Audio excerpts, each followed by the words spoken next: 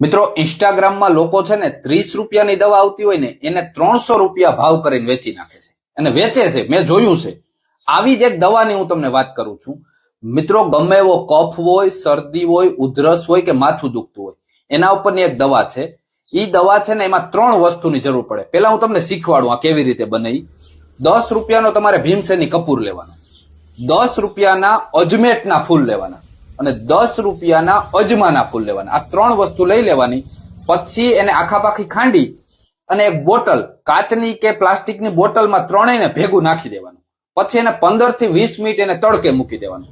તડકે મૂક્યા પછી એ લિક્વિડ જેવું થઈ જાય, પાણી જેવું થઈ જાય. હવે આ દવા તમારી તૈયાર થઈ ગઈ. જે લોકોને શરદી, કફ, ઉધરસ હોય ને એ લોકો આ જે દવા બની ને એનું માત્ર અડધું ટીપું ગરમ ચા કે ગરમ પાણીમાં નાખીને પીશો એટલે તમને અદ્ભુત એટલે અદ્ભુત ફાયદો થશે. બીજું કે આનો બામ હોય ને, બામ લગાડી એવી રીતે ઉપયોગ કરી શકો. પગના, સાંધાના, ગોઠણના, કમરના કોઈ પણ દુખાવો હોય ત્યાં તમે માલિશ તરીકે પણ આનો ઉપયોગ કરી શકો. અને અમૃતધારા નામથી આ દવા વેચાય છે બજારમાં, અને તમે ગૂગલ સર્ચ કરજો તમને ખબર પડશે મિત્રો. અને આપણે સસ્તામાં સસ્તી દવા કેમ બને ને એનો તમને વિડીયો આપ્યો છે. એટલે વિડીયો સારો લાગ્યો હોય તો શેર જરૂર કરજો.